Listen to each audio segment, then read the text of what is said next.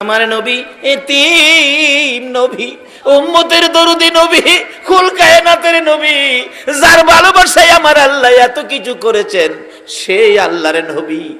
এর মুখের দিকে তাকাই, ওর মুখের দিকে তাকাই, তারা সবাই বাবার কোলে উঠে ময়দান চাললো। আমার বাবা কই, আমার বাবা কই।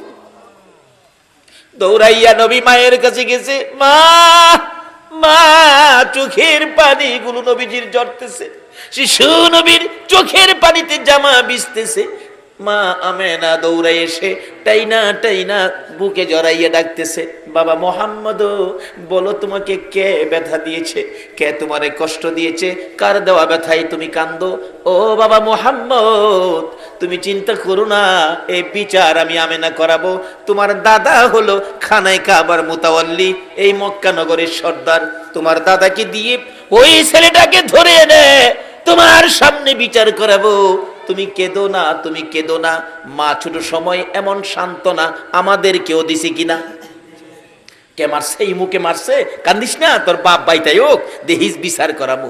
আমার নবীর মা আমেনা বলেন, বাবা মোহাম্মদ, তুমি কেঁদো না, তোমার দাদা বাড়িতে আসলে কে তোমারে কান্দাইছে, আমি বিচার করাবো। এমনি সময় আমার নবী মায়ের গলায় ধরে চোখের পানি ছেড়ে ছেড়ে কান্দে। মা, মা গো, এই জগতের কেউ আমারে কান্দায় নাই, কেন তুমি কাঁদতেছো মা গো?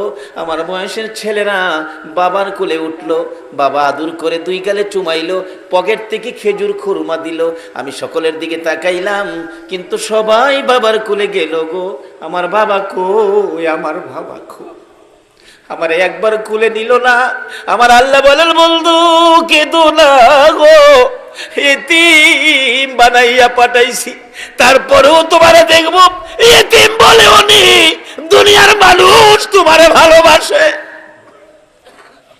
এতিম করে পাঠাইলাম, তারপরেও এতিম বলে যদি তোমাকে দুনিয়ার কেউ ভালোবাসে গো, আমি আল্লাহ কথা দিলাম, এই ভালোবাসার বিনিময় আমি আল্লাহ তাদের জীবনের গুনাহগুলো মাফ করে দিব। এই দেশ ছাড়তে হবে বাবারা ভাইয়েরা। আসুন, কিছুদিনের জন্য দুনিয়ায় আছি, কবে জানি কার মৌতের চিঠি আসে। এখন তো হঠাৎ আসে, হঠাৎ একটা শব্দ এখন সারা দেশে আছে, সেই শব্দটা জানি হঠাৎ মরলে কি কয়, কি কয়, কি কয়? স্ট্রোক করছে, স্ট্রোক। মুরব্বী বাবার আছেন, আপনাদের আমলে স্ট্রোক ছিল? এখন স্ট্রোকের কারণ কি? বাটফারি বেশি, সিটারি বেশি,